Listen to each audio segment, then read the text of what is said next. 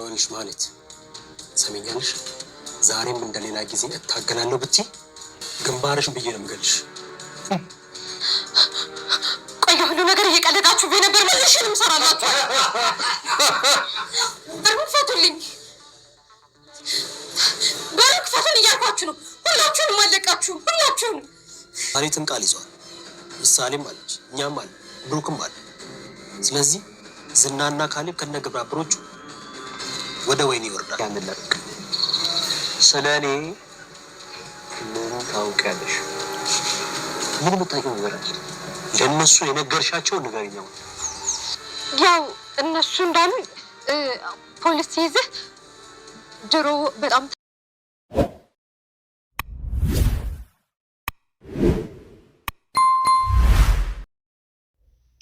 መሀሌት ሰርፕራይዝ ተደርጋለች ማለት ነው። ሰርፕራይዝ ያደረጓትም እንግዲህ መድብልና ብሩክ ነበሩ።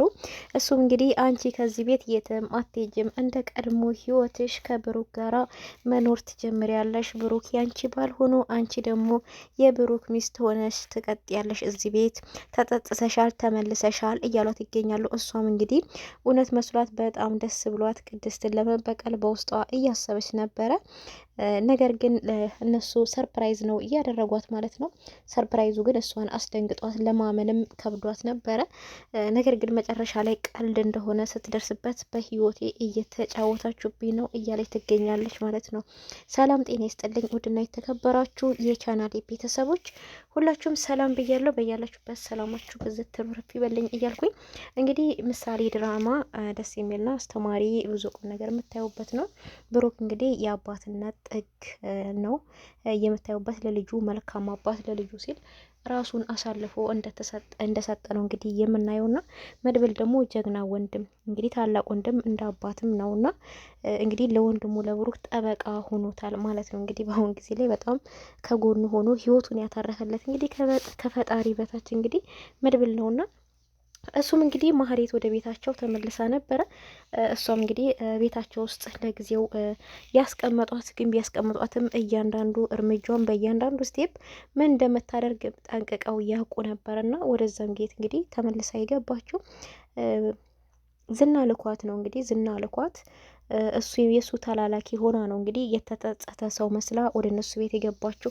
እነሱ ደግሞ ቤታቸው እንደገባች ለምን እንደገባች እያንዳንዱን ነገር ጠንቅቀው ያውቃሉ ማለት ነው። እሷም እንግዲህ ለማስመሰልና በቃ ብሩክ ይቅር ቢለኝ ወደ ራሴ ህይወት ወደ ድሮ ህይወቴ ተመልሼ እኖራለሁ በማለት በማሰብ ዝና እንደላካት እንግዲህ ተናግራ ነበረ። እነሱም እሺ በቃ ተኛ ጋር ትቆያለሽ፣ እኛ የምንልሽን ሁሉ ታደርጊያለሽ፣ ለምስክርነት ታስፈልጊናለሽ ብሏት ነበርና እሷ ግን በቃ ከሁለት ጎን እየተጠቀመች ነው የምትገኘው ማለት ነው።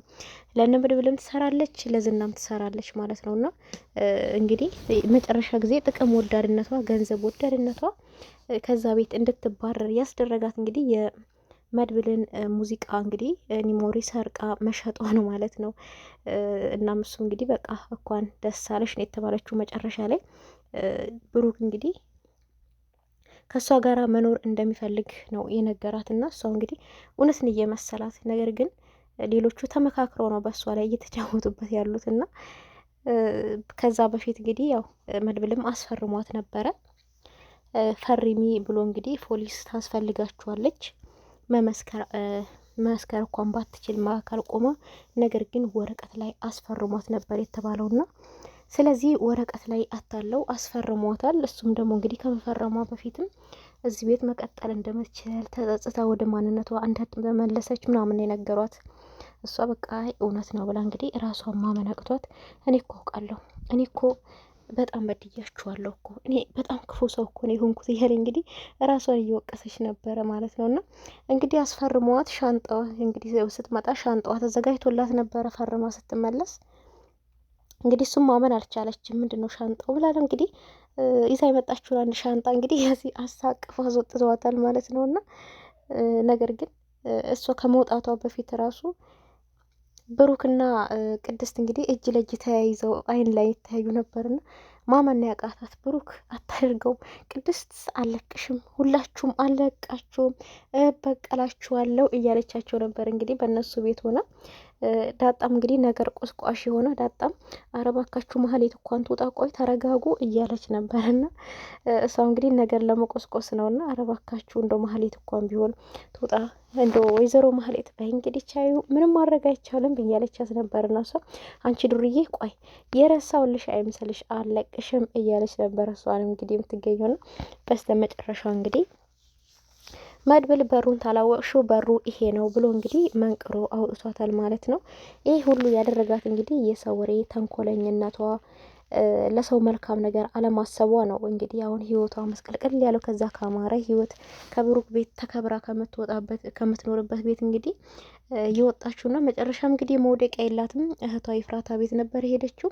ይፍራታ በአሁን ላይ ደስተኛ ህይወት ያላት ይመስላል። መርዙ ደላላው እንግዲህ ወደ ህይወቷ ገብቷል ማለት ነው። እሷ እንግዲህ ቤት ጠብቅልኝ ብላ በሩን ክፍቱን ትታው ሄዳለታለች ማለት ነው። እሱም አልጋ ላይ ገብቶ ልብስብስ ብሎ ተኝቶ ነበረ። ማህሌትም እንግዲህ ሸዋክ ብላ ስትሄድ ያው ተሸፋፍኖ ስለተኛ ደላለው እንግዲህ እህቷ ኢፍራታ መስላታለች። እሷም ቀስ ብላ እንግዲህ በሩን ዘግታ ተኝታለች ማለት ነው። እሱም ሲነቃ እንግዲህ እንዴ ኢፍራታ ነች እንዴ መታ ተጎን የተኛችው? በቃ ትወደኛለች ማለት ነው እች ልጅ ደግሞ ለምንድን ነው ያላቀፈችኝ እያለ ደግሞ ትልቅ ትመስላለች ደግሞ ትልቁን ወፈረች እንዴ እያለ ምናምን ነበር። ነገር ግን መጨረሻ ላይ እንግዲህ አንቺ ኢፍራታ ብሎ ገለጥ ሲያደርጋት ማህሌት ናት። ሁለቱም አልተያዩም። እንግዲህ እሷም ኢፍራታ ናት ብላን የተኛችው እሱም እንግዲህ ኢፍራታ ናት ብሎ ነው ከጎን ያለችው ያሰበውና ነገር ግን ፍየል ወደዛ ቅዝምዝም ወደዚህ ሆኗል ነገሩና እሱም እንግዲህ እንዴ ኢፍራታ ነኝ ብሎ ነው እንግዲህ የመለሰለበት ድንጋጤ የተነሳ አንተ ዱርዬ ምን ትሰራለህ ከእህቴ ቤት ነበር ያለችውና አንቺ ራሱ ምን ትሰሪያለሽ ሰው ቤት እንዴ እኔማ እኮ ባሏ ነኝ ቤቷ እኮ ጠንቅቄ ገብቻለሁ ደግሞ ቤቴን ጠብቅልኝ ብላኝ ነው ሄደችው አንቺ ራሱ ምን ልትሰሪ ነው መተሽ አጠገቤ የተኛሽው ብሳሳትስ ነበር ያላትና ማለት ደግሞ መሳሳት ምን አባር የሚያሳሳት ነበር ያለች። ስለዚህ ትወጣልኛለህ ከዚህ ቤት አትወጣልኝም ንዴቴ እንዳልወጣብህ ያለችው እንግዲህ በጣም ተናዳን ሄደችው። ደሟን አፍልተው አንተክትከዋት ምናምን ማብረድ ብቻ ነው የቀራቸውና ስለዚህ ቀጥ ብለው ውጣልኝ ከእህቴ ቤት ነበር ያለችው። እንዴት ነው ደግሞ ቁልፉን ይዛን ሄደችው በሩን ከፍቶን ትታ በማለት እንግዲህ አንተ ነው ወደ እህቴ ህይወት ውስጥ የገባኸው ማለት ነው ያለችውና አዎ እኔ ነኝ መርዙ ደላላ ነኝ አይዞሽ ሜካፕ ምናምን ስላልተቀባው ነው እንጂ እኔ ራሴ ነኝ።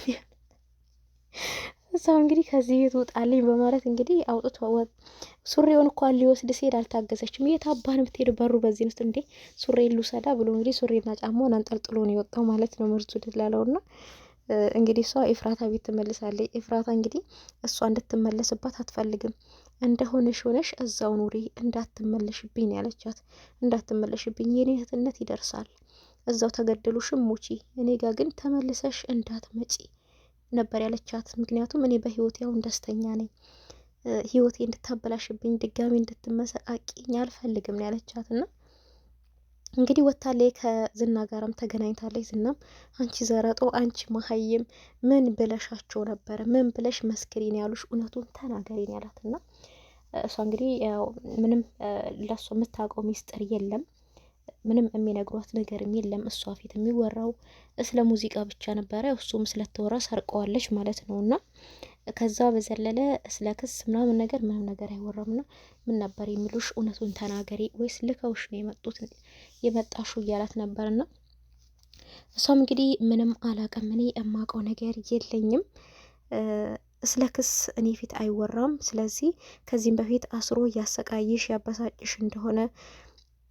ያንገላታሽ እንደነበረ ፍርድ ቤት ገብተሽ ትመሰክሪያለሽ ብለው ነው ያሉኝ ነበር ያለችውና እሱ ግን ስለኔ ምን ታውቂያለሽ የሚል ነበር የጠየቀውና እንግዲህ ስለሱ ምንነት እንደማታውቅ ነው እሱ የሚያውቀውና ስለዚህ እውነቱን ተናገሪ እነሱ ልከውሽ ነው የመጣሽው እኔ ልኬሽ እጄ ዋሽተሽ እሱ አላገኘም እንዳልሽው ለኔም እንደዛ ዋሽተሽ እየሰለልሽኝ ያለው እንግዲህ ሌባ እናት ልጇን አታምንም እንደተባለው እሷም በውሸት ብሩክ ቤት እንዳስገባት እሷም ደግሞ በውሸት ምን ላይ እንደሆኑ ጠይቂ ተብላ የተላከ መስሏት እንግዲህ ሊያምናት መስሎት እንግዲህ ሊያምናት አልቻለም ማለት ነው።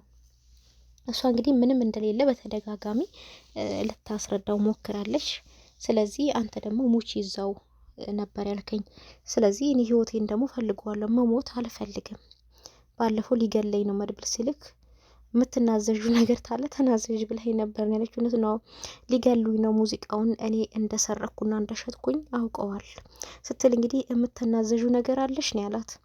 ስለዚህ በቃ እንደው ንስሐ እንኳን ሳትገቢ መሞትሽ ነው ያሳዘነኝ ያላት።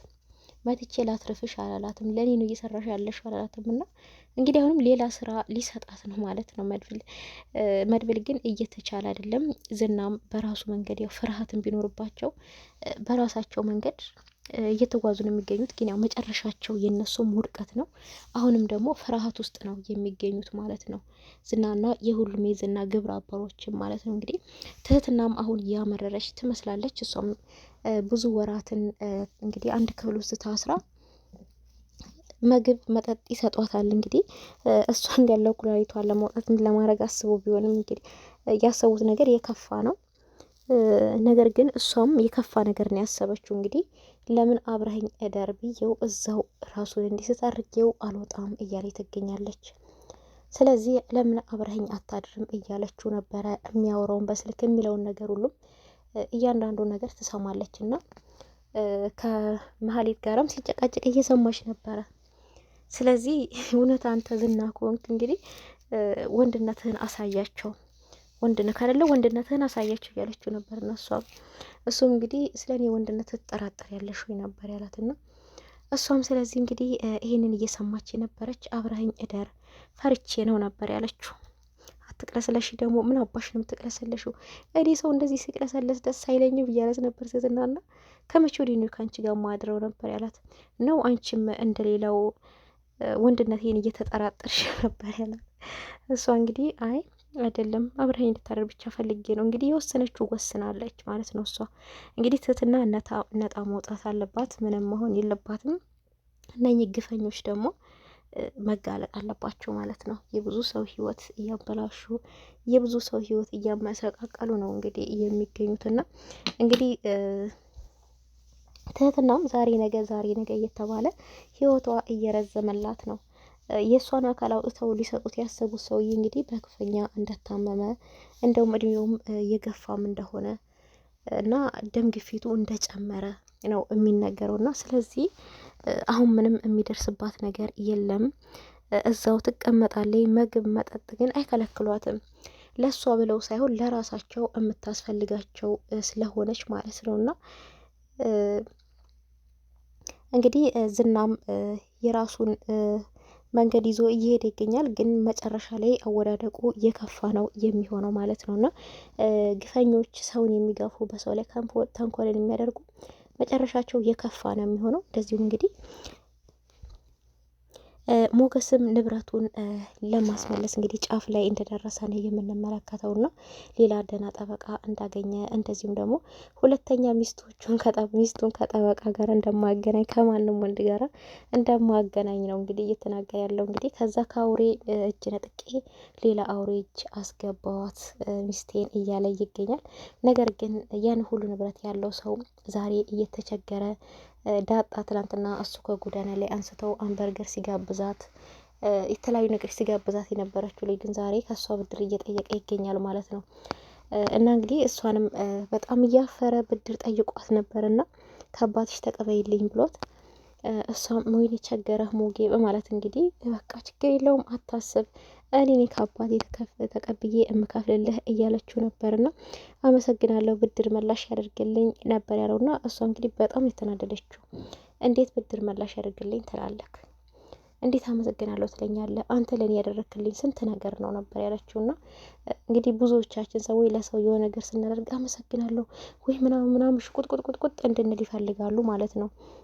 እሷ ግን አመሰግናለሁ ሲላት በተቃራኒው እንዴት እንደዚህ ትለኛለህ ብላ ነበር ጓ ያለችበት ማለት ነውና እንግዲህ የሞገስና የሉላ ስቃይም ይብቃ፣ እንደዚሁም የትህትና ስቃይም ይብቃ ብለን እያልን እንገኛለን። እንግዲህ ማህሌትን አፋጦ ይዟታል። እውነቱን ትናገሪያለሽ፣ ካልሆነ ሌላ ሰው ሳይሆን እኔ ነኝ የምገልሽ እያላት ይገኛል ዝና እንግዲህ ማለት ነው። እሷም እንግዲህ እውነቱን ለመናገር ጫፍ ላይ ደርሳለች። እውነት ትናገራለች አትናገርም?